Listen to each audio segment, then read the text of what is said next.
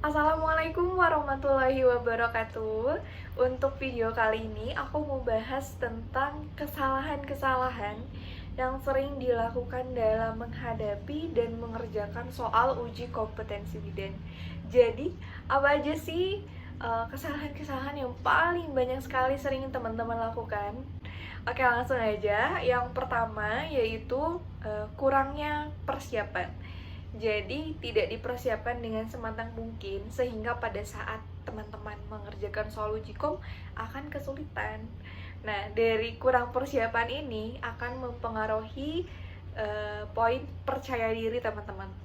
Padahal teman-teman tuh mampu, tapi karena ngerasa persiapannya kurang, jadi mempengaruhi juga ke pede. Kita nggak pede buat ngerjain soal ini. Aduh, mampu nggak sih aku buat ngerjain soal ini? Duh, takut nggak bisa. Jadi istilahnya udah ciut duluan. Kesalahan yang sering dilakukan oleh banyak teman-teman juga yaitu berlatih dari sumber yang kurang tepat. Jadi kalau misalkan teman-teman mengacu pada sumber yang salah, otomatis nanti pada saat bertemu dengan soal dan mengerjakan soal, karena persepsi teman-teman yang udah salah duluan ini, jadi akan salah dalam menentukan option dari pertanyaan yang ada pada saat uji kompetensi itu. Nah, kemudian strategi belajar yang salah. Nah, untuk poin yang ini, aku kan udah ngasih ya tips and triknya untuk belajar yang betul untuk menghadapi UKOM ini seperti apa. Nah, ini strategi belajarnya salah. Misalkan teman-teman itu sistemnya sistem SKS. Terus udah gitu teman-teman sistemnya itu sistem yang menghafal soal. Ini banyak banget teman-teman yang kayak gini, kayak menghafal soal. Misalkan seorang perempuan datang ke klinik praktik mandiri bidan mengeluh udah mules-mules bla bla bla bla. Jadi teman-teman kalau sistem menghafal soal kayak gini itu salah besar, karena sistem soal UKOM ini soalnya soal kasus. Jadi itu soal pemahaman, bukan penalaran. Kalau teman-teman nggak paham sama bentuk soal ini, karena sering belajarnya itu menghafal, otomatis nanti pada saat ujian teman-teman nggak akan bisa untuk kerjain soal yang ada. Nah, kemudian untuk kesalahan yang selanjutnya, yaitu tidak tahu cara membaca dan menganalisis soal. Waktu 1 menit. Untuk soalnya itu soal UKOM, misalkan soal PINYET itu soal cerita. Soal cerita itu misalkan agak panjang lah ya. Terus belum untuk waktu baca soal, untuk istilahnya mencerna soal itu. Terus untuk memilih jawaban yang paling tepat. Menurut teman-teman, waktu 1 menit dengan banyak yang harus kita kerjakan atau kita cerna itu bakal bisa nggak? Nggak tentunya, kalau misalkan kita tidak mampu mencermati dan membaca soal dengan baik. Jadi nanti aku akan bahas di next video untuk poin yang ini ya. Kemudian teman-teman ini jarang bertemu dengan kasus yang ada.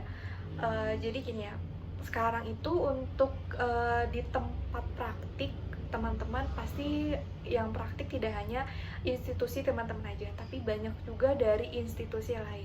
Otomatis pada saat ada pasien itu akan bergantian. Terus kadang teman-teman itu tidak mengasuh atau memberikan asuhan itu secara komprehensif. Pemeriksaan kehamilan misalkan dari awal sampai akhir, persalinan dari awal sampai akhir, otomatis kan berbagi dengan teman institusi yang lain. Jadi untuk bertemu dengan kasus itu sangat jarang sekali, baik itu di puskesmas, rumah sakit, ataupun di bidan praktik mandiri, karena banyaknya jumlah mahasiswa yang praktik. Karena sebenarnya kalau teman-teman ini sering menemukan kasus seperti ini ketika di lahan praktik, otomatis akan mempermudah teman-teman dalam mengerjakan soal uji kom, karena tadi bukan hafalan soalnya itu, tapi penalaran. Kesalahan yang paling sering banget dilakukan selanjutnya itu ialah panik. Ketika teman-teman menemukan satu soal yang sulit, teman-teman tuh udah panik duluan. Ini yang mana ya jawabannya? Aduh, kamu nggak bisa. Misalkan itu teman-teman itu menemukan di 10 soal awal, masih ada 170 lagi. Karena panik, fokus teman-teman itu udah nggak fokus lagi. Kemudian untuk mengerjakan soal selanjutnya itu fokusnya itu berkurang, atau udah jadi blank, atau udah jadi buyar gitu, apa yang harus dikerjain. Jadi pada saat teman-teman menemukan soal yang sulit itu gak usah panik, santai aja, masih ada ibaratnya ketemu satu soal yang sulit, itu masih ada soal yang lain yang bisa teman-teman kerjakan dan mudah-mudahan betul. Jadi jangan terpecahkan fokus konsentrasinya ini gara-gara satu soal dan membuat teman-teman panik. Kemudian untuk kesalahan yang paling banget ini sering terjadi adalah sombong atau takabur. Jadi teman-teman tuh kayak ngerasa gini, ah masa sih nggak lulus UKOM, orang udah belajar kok selama 3 tahun ini atau selama 4 tahun ya untuk teman-teman D4. Jadi masa sih nggak akan lulus? Bisalah kalau untuk kerjain soal kayak gitu, karena teman-teman udah takabur atau sombong duluan. Jadi nanti pada saat teman-teman mengerjakan soal itu, teman-teman akan kebingungan karena kayak kurang persiapan, udah percaya ini jadi bertolak belakang sama yang tadi kurang pede, kalau ini terlalu pede.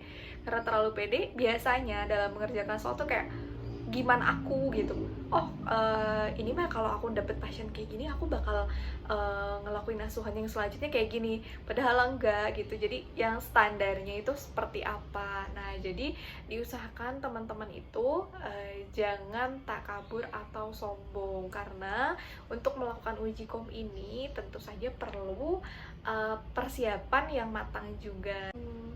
Oke teman-teman, jadi itu kesalahan yang paling sering banget dilakukan sama teman-teman semua. Jadi hindari hal-hal seperti itu dan berusaha semaksimal mungkin untuk berjuang UKOM. Dan kalian harus punya target bahwa UKOM-nya harus 1 kali ujian aku lulus, 1 kali ujian aku lulus, aku mau wisuda, kerja. Jadi masih banyak step-step yang harus teman-teman lewati setelah UKOM ini. Oke, sekian untuk video kali ini.